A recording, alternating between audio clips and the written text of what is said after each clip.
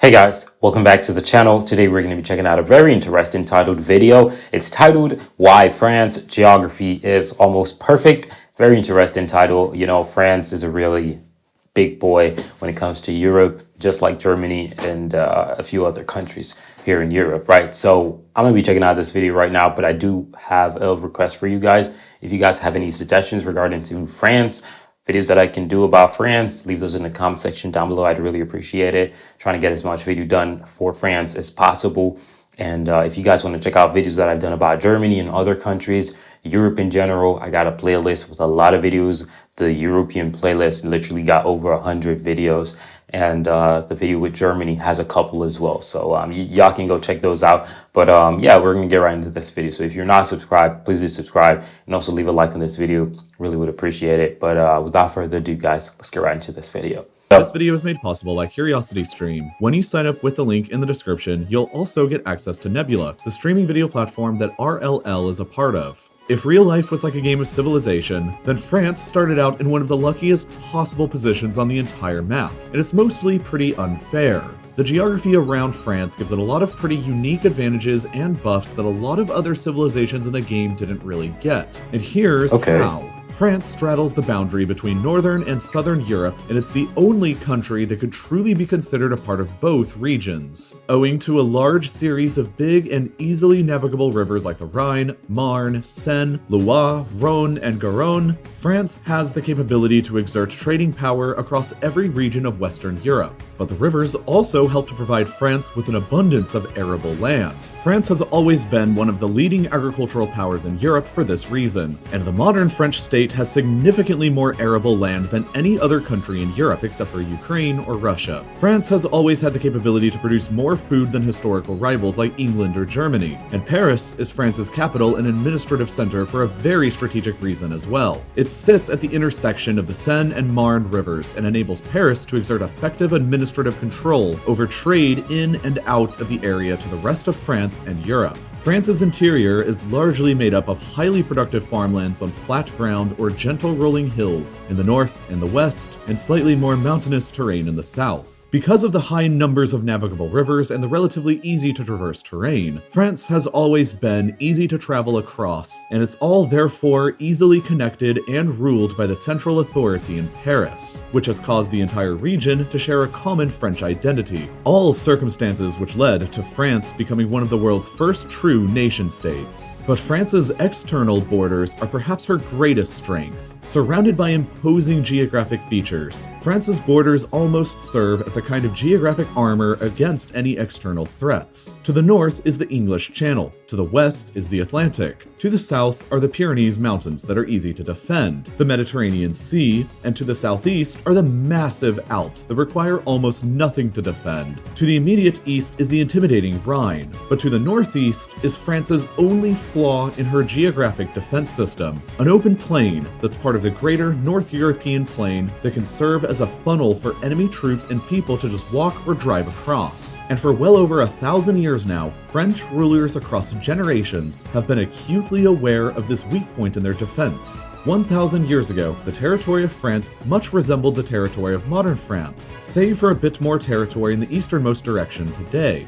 France has always been protected by imposing natural geography from every direction except for the east, and it's been one of the biggest foreign policy objectives for every French ruler to try and solve that problem through one of either two means: by militarily conquering territory to expand the frontier to more easily defensible eastern terrain like the Alps or the Rhine, or through diplomatically controlling external threats. Under the rule of Louis XIV, France gradually expanded her territory to the Alps in the southeast and part of the Rhine in the immediate east in order to acquire better geographic armor, but most of the northeast still remained vulnerable across the plain. During the French Revolution, many revolutionary thinkers began discussing the theory on the natural borders of France, which argued that France's natural borders should extend to cover all of the land in Europe west of the Rhine River. The Rhine was intended to complete France's geographic armor and finally secure the French borders with natural defenses in a 360-degree sense. The revolutionaries feared attacks from the Yo, man, like, okay, that's crazy. That's crazy. I had no idea I was gonna get into a military related video. Like this video is actually really crazy and interesting. Like what? I'm here just shocked out of my shoe, bro. Monarchist powers in Europe, and believed that the revolutionary gains in France had to be protected by expansion to the more easy-to-defend Rhine. While the French Revolution succeeded in conquering this territory into France, Napoleon came around and expanded France's borders to well beyond the natural borders of the Pyrenees, the Rhine, and the Alps. For a time, France shared land borders with Denmark, Austria, and the Ottoman Empire. But once Napoleon was defeated, France was essentially reset back to the same borders that she had after Louis XIV, and was pushed back away from most of the Rhine, and with the weak spot in the northeast across the plains, restored. This would prove disastrous in the centuries to come. That's tough. That's tough. That's tough, man. France would fight 3 separate wars with Germany in 1870, 1914, and again in 1939. And in all 3 of those instances, Germany was able to take advantage of the geographic weak point and invaded France across the plain in the northeast. It worked perfectly the first time, almost worked the second time, and it worked perfectly again the third time. France attempted to make the situation better after the second time by buffing the area up with man-made defenses in the form of the Maginot Line, but Belgium didn't ever agree to allow France to extend it across the Franco-Belgian border until it was too late. When Belgium finally agreed and France started construction, war and the German invasion across it had already begun. The French and the British knew that Germany would probably attack through the plains again, so they moved most of their military into the area to defend it. However, the French placed a bit too much faith in their geographic armor this time, because they assumed that the Ardennes region would be too rough of a terrain for the Germans to cross, and subsequently only left a small force behind to defend it. The Germans were in fact capable of attacking quickly through the region, overwhelmed the light French defenses, and hooked around to encircle most of the Allied army in the plains. France's weak point in the plains was exploited by Germany on 3 separate occasions, and France was catastrophically defeated twice and severely crippled the other time. France was only able to survive these attacks through the help of bigger Allied powers and diplomacy. France's borders were fully restored in 1945 again to what they have mostly been since the days of Louis XIV.